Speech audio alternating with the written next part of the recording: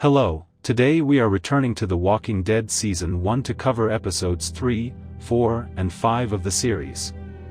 Be sure to like and subscribe for more content just like this. We return in episode 3 to Kenny and Lee exploring Macon for supplies a week after the events of episode 2. Whilst trying to get over a truck, a lady comes out of a building screaming and gets bitten, attracting many of the walkers. You are given the opportunity to put the woman down, and if you do, the walkers begin to chase you. You grab as many supplies as you can whilst evading walkers and escape back to the motel site. The walls of the motel site are covered in arrows suggesting the bandits have been trying to attack them for supplies. Lee and Kenny go to Lily and show her what they brought back.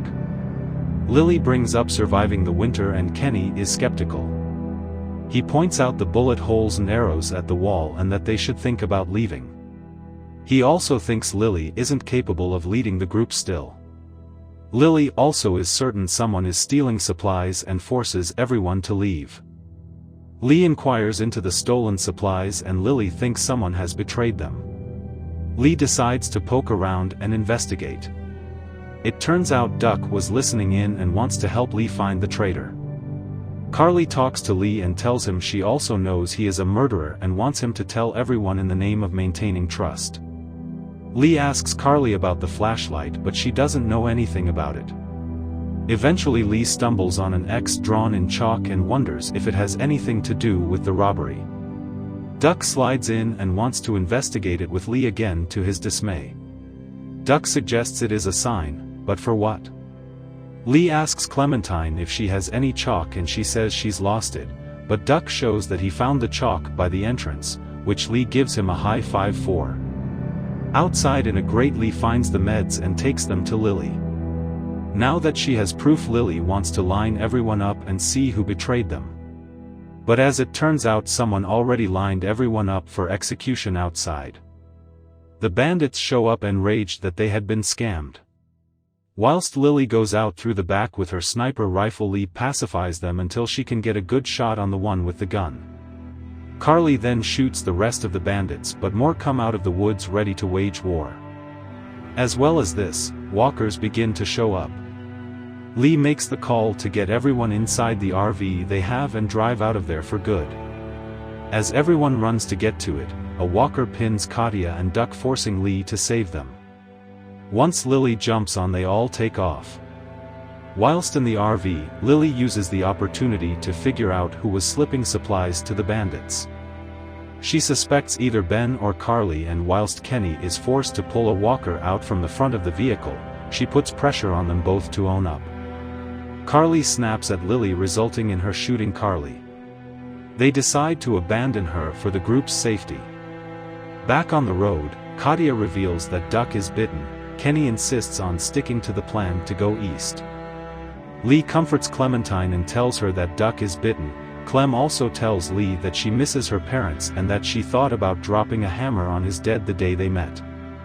How social. But during a nightmare, Lee dreams that Clementine turned into a walker and almost gets bitten. Lee wakes up in the morning and the group are forced to stop the RV as a train is blocking the road. Lee checks the carriage and sees that it was heading for Savanah, which makes him think of Clem's parents, as well as that it could be a quick way to the ocean.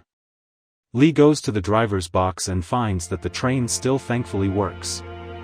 As he leaves Kenny to figure out how to get it going, he meets Chuck, who is nice enough and is happy to help them get where they are going. Once Kenny gets the train running, they all pile on. Clementine says she is worried about Duck, but Kenny doesn't want to hear it.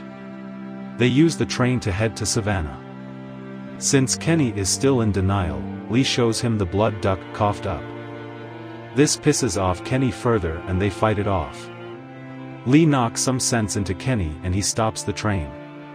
They both argue it over but decide ultimately to take Duck into the woods. Whilst calming Clementine, they hear a gunshot and Kenny screaming. Katya used the gun to kill herself in front of Duck. A broken Kenny now has to kill off his dying son to prevent him from becoming a walker. Back on the road, Clementine tells Lee that Chuck told her that what happened to Duck would happen to her eventually. Lee confronts Chuck and Chuck warns him as well that if the group stays in the state they are that Clementine won't survive. He also advises Lee to cut Clementine's hair and tell her how to defend herself with a gun. He goes back to Clementine's cart and teaches her how to shoot his gun and cuts her hair. She thinks Lee made her look like a boy. Ben also tells Lee that he is the one who gave the bandit supplies. This enrages Lee, but he decides not to throw him off the train despite the chaos he has caused. A few minutes later Kenny halts the train as a petrol tanker is hanging off a bridge in front of the track and they do not want to set it off. There they meet Omid and Krista, who offer to help them. Whilst Kenny shows Omid how to use the train, Lee and Clem investigate the abandoned train station ahead of them. After Lee passes Clementine over a wall of bars, he gets jumped by two walkers. Clementine defends Lee with the gun he gave her, and he quickly unlocks the door to protect her against another walker with her. Inside they find a blowtorch they could use to cut the tanker off with. As they do this, a massive horde of walkers comes up behind them and Kenny must start the train with Lee and Omid still on the bridge. They jump off the bridge onto the train roof and run to the carriage whilst the train is still going slow. Eventually they arrive in Savanah. Lee sees that Clem's walkie-talkie that she used to talk with her parents is calling for her. A man on the other end says that he has Clem's parents and he wants to meet her, implying that Lee doesn't want that to be the case. Episode 4. The group are walking through Savanah. Lee has Clementine's radio on him instead of letting her have it. As it seems no one is around, they hear a bell go off and someone run out of the bell tower. The radio crackles to life and the same man tells them to get off the streets. As they wonder what is going on, multiple walkers show up quickly. They make a break for it, but Clementine gets surrounded by walkers and Ben abandons her. Clem comes close to being eaten, but Chuck comes to the rescue and tells them to go ahead without them. They get behind a home and lock the gate behind them. As they try to find a way in, they see the boarded-up door has a locked dog flap. Omid suggests that there may be a collar with a chip in it that unlocks the dog flap when Lee notices the grave in the back of the garden. He realizes it must be the dog's and digs it up and carefully takes the collar off of it. The walkers finally arrive, and they unlock the flap. Clem sneaks in through it and unlocks the door, allowing everyone to hide inside.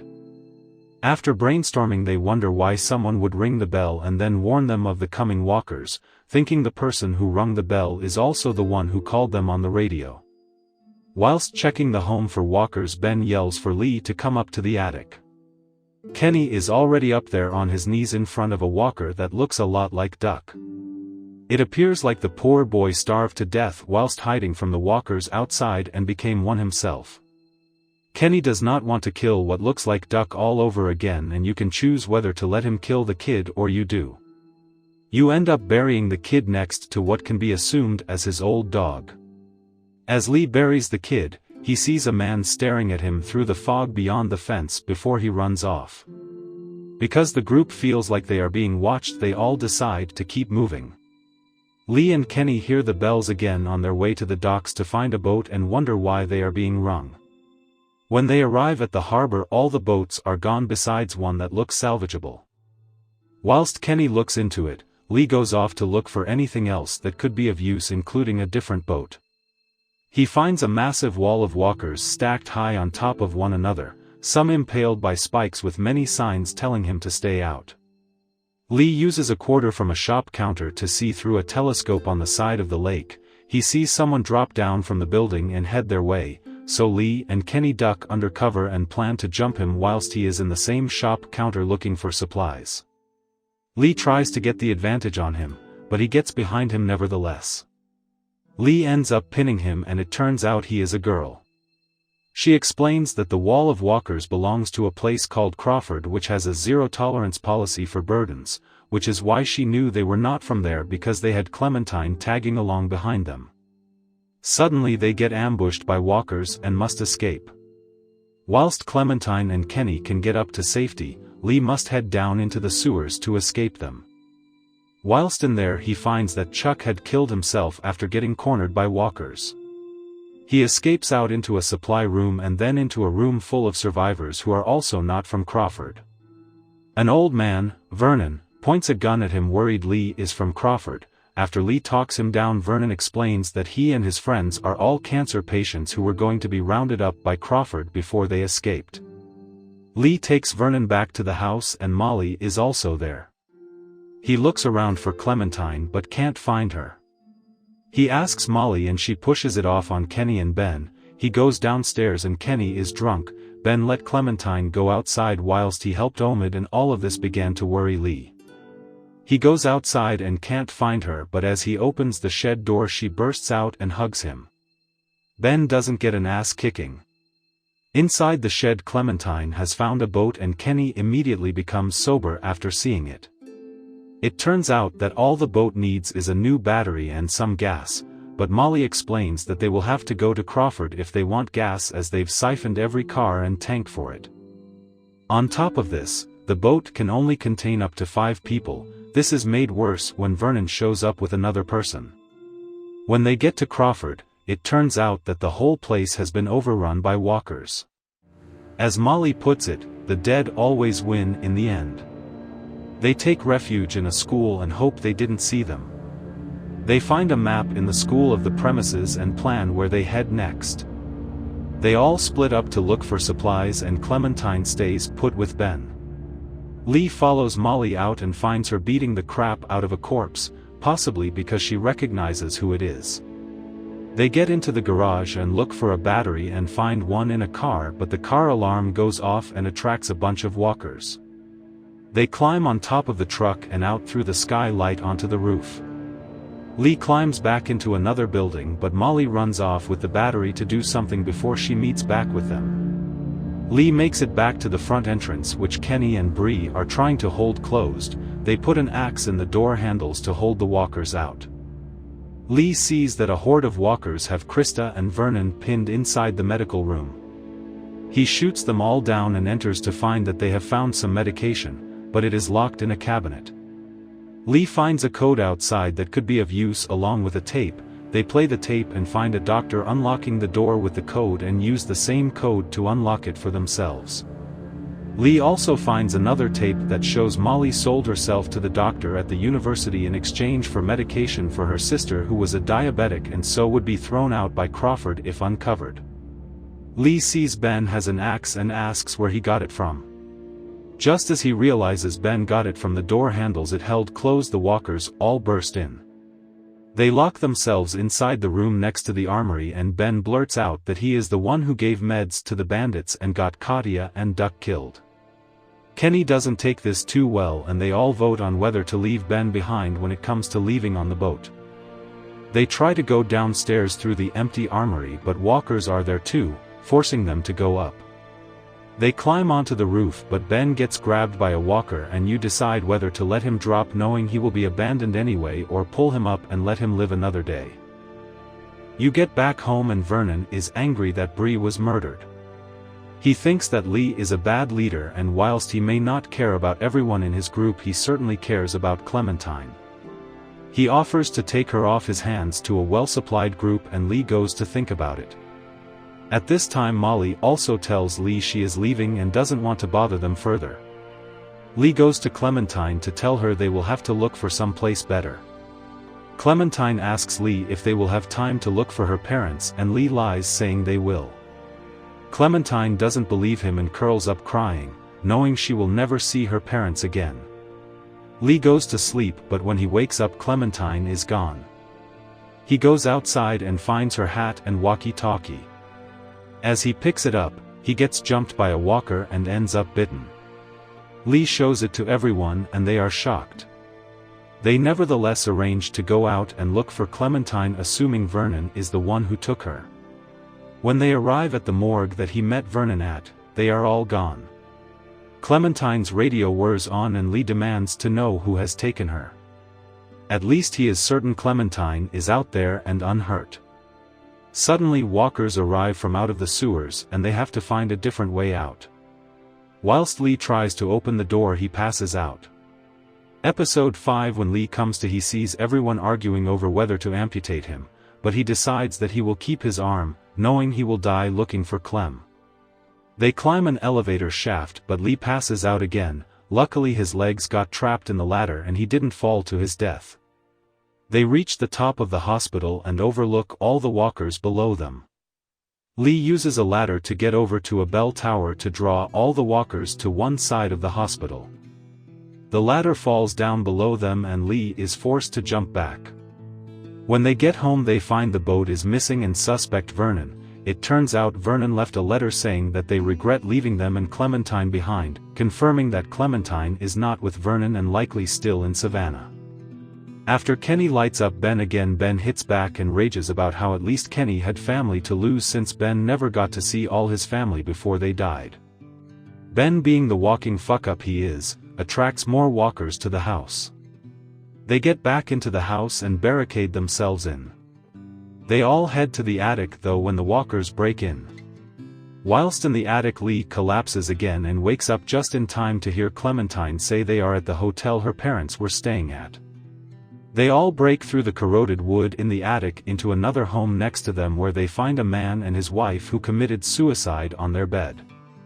They exit through the window by jumping onto another building. But when Ben takes the jump, he jobs it as per usual and falls down. Kenny gets down there first and Lee follows. Despite their attempts to separate Ben from the bad luck spirit that follows him, the walkers find them and ultimately Kenny stays with Ben whilst forcing Lee to go back with Omid and Krista. The walkers block Lee's sight and it is assumed they both die. Lee continues forward with Krista and Omid. They get close to the Marsh House Hotel, but as Lee tries to go first over a scant metal frame linking two buildings, the frame breaks and he is separated from Omid and Krista. At this point Lee accepts his fate and decides that if he is already bitten, he can just wing it. He takes an axe and a shard of glass and doom slayers his way through the horde below until he reaches the entrance. Inside he meets the kidnapper. The kidnapper sits him down and reveals he is not out for Lee for no reason like the St. John's or the bandits. Instead, he is the owner of the car Lee's group looted way back during episode 2 on the way back from the St. John's. The kidnapper reveals his wife left him when the car got robbed and they went hungry and did not last long after that. The kidnapper blames Lee as one of the last members of that group for it and offers for him to take Clementine away to look after. As the kidnapper explains himself, Clementine sneaks out of the room behind the kidnapper and goes to hit the kidnapper on the head with a bottle. As she does this, Lee strangles the kidnapper then puts a bullet in his head. As they head out, a walker confronts Lee but does not attack, perhaps meaning that walkers do not attack humans who already look dead or infected. Lee covers Clementine's dress in blood and guts for camouflage and they head out. Outside is filled with walkers. They slowly move through the horde to the point where they were going to meet with Omid and Krista, but then Clementine spots something. Her parents were turned into walkers.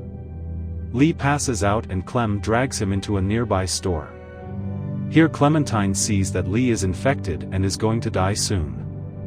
They both try to move to the back to find an exit, but Lee collapses for the last time against the wall.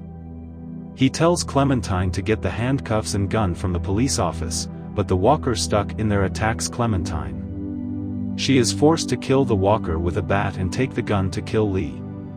After he gives Clem her last few bits of advice to survive the new world, he tells Clementine to shoot him, and she does as he asks. Clementine is alone. Everyone who looked after her for the last few months are gone and she thinks she will have to fend for herself from now on, but right at the end she sees Omid and Krista and they also spot her. Thanks for watching. Be sure to like and subscribe for more recaps just like this. See you next time.